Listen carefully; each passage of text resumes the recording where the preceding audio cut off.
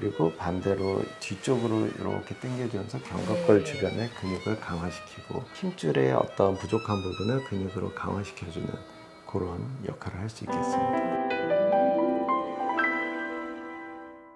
네, 안녕하세요. 정형외과와 재활의학과 전문의이시면서 대한민국의 척추 명의이신 저희 박창일 원장님 뵙고, 지난 시간에는 저희가 척추 디스크에 대해서 말씀 나눴습니다. 그리고 이제 대를 이어서 명의를 향해서 가고 계시는 저희 박준상 원장님 모시고 오늘은 어깨에 대한 여러 가지 궁금증을 여쭤보도록 하겠습니다. 안녕하세요, 원장님. 안녕하세요. 네, 자기소개 먼저 부탁드리겠습니다. 안녕하세요. 저는 연세대학교 의과대학을 졸업했고 세브란스에서 재활의학과 전문의를 땄고 그 뒤에 초음파 인증 전문의와 또 근전도 전문의를 딴 뒤에 지금 현재 연세베스트 정형외과 재활의학과위원회에서 그 대표원장을 맡고 있는 박준상이라고 합니다. 네, 반갑습니다. 이거 참 얘기해도 되는지 모르겠지만 얘기하면 제 나이가 탄로가 나서요. 50이 안 됐는데 50견이 왔었어요.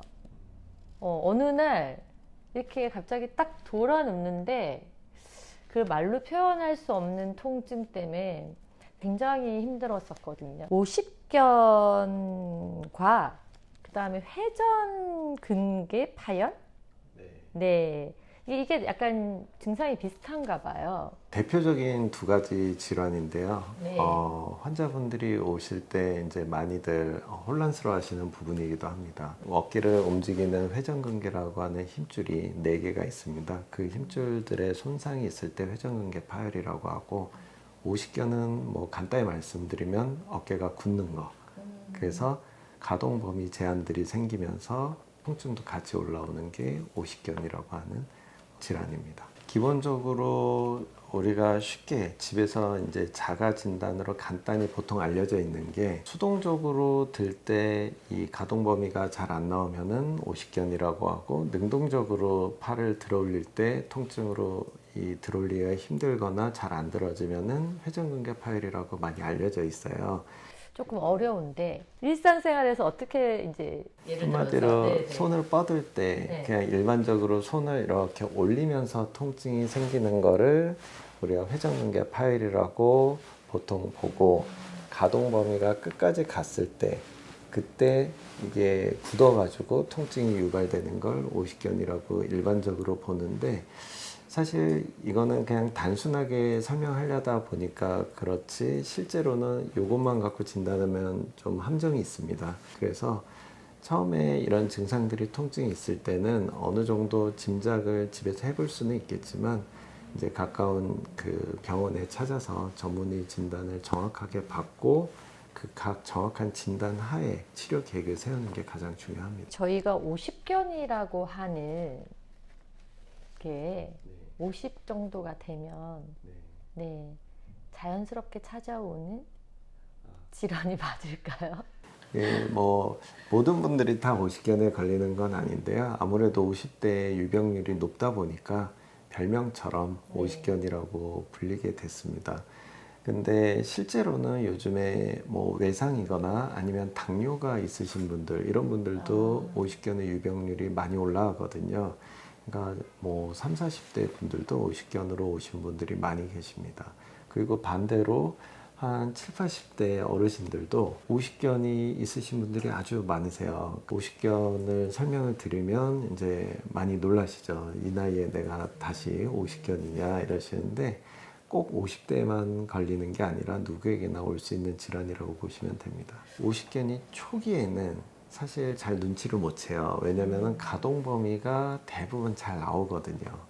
그러니까 처음에는 이게 오십견이 아닌가 보다라고 생각하실 수도 있지만, 그게 서서히 진행되다가 어느 시점에 일상생활에 제한이 올 정도로 각도 제한이 오는 경우들이 생깁니다. 그때까지 진행이 되면 그때부터 이제 눈치를 채기 시작하는데, 사실은 그 이전부터 서서히 진행되고 있었을 가능성이 높죠. 통증이 너무 심해서 처음부터 통증이 심한 분들이 운동을 바로 하기는 어렵고요. 이제 어느 정도 이제 진단이 정확히 되면 주사를 이용한 치료나 아니면 약물을 이용한 치료로 통증 관리를 어느 정도 한 다음부터는 굉장히 적극적으로 운동을 하셔야 되는데 이 운동을 하시는 기간이 되게 해야 되는 기간이 되게 길어요. 네. 그리고 완전히 풀렸다고 해서 갑자기 이거 운동을 뚝 끊고 안 하시는 게 아니라 조금이라도 매일매일 꾸준히 이 가동 범위를 늘려주려는 노력을 계속 해야지 다시 거기에 염증 반응들이 안 생길 수가 있습니다. 그럼 언제든지 또 재발을 할 수가 있다. 그럼요.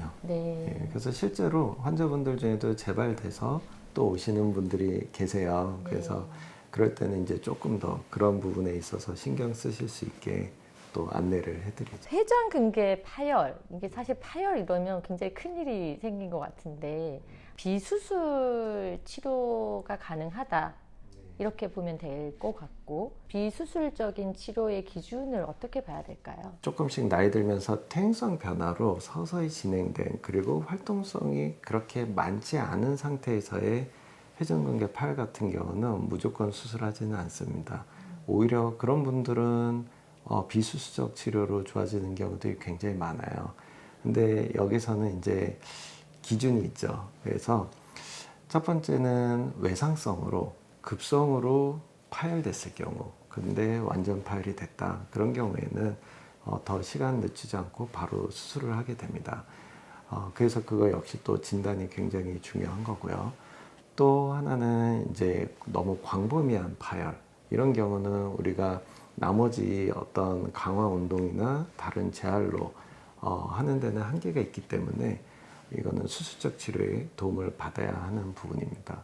6개월에서 12개월 이상 그 보존적 치료를 뭐 예를 들어서 재활치료, 주사치료, 뭐 운동 이런 걸 했을 때 이게 호전이 되지 않고 계속 통증이 있는 경우, 그런 경우는 또 수술적 치료를 논의하게 돼 있습니다.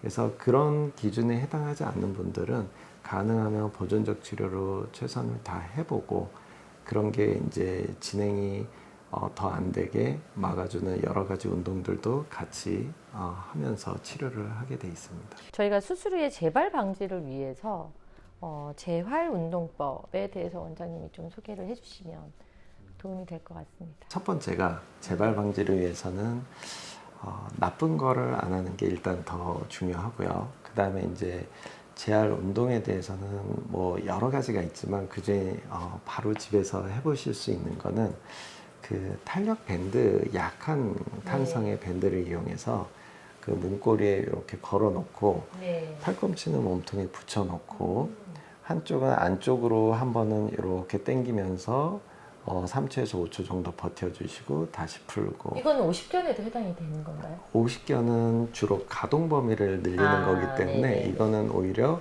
회전근개의 회전근개의 강화를 강화시키는. 그쵸, 네. 강화하는 운동이라고 볼 수 있겠습니다.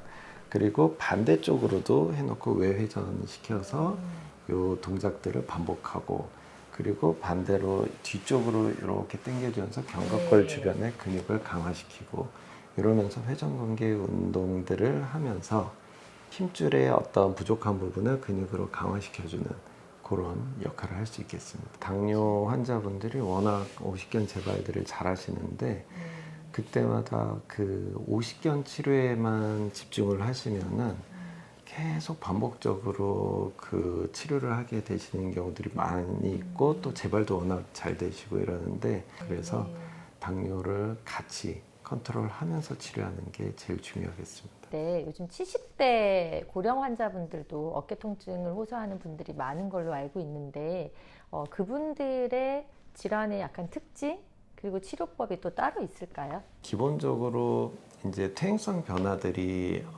가장 큰 특징적입니다. 그래서 서서히 본인도 모르는 사이에 힘줄 손상들이 조금씩 누적이 되면서 70대, 80대 됐을 때 그 손상들이 조금 더 진행되는 그런 특징들이 있겠습니다.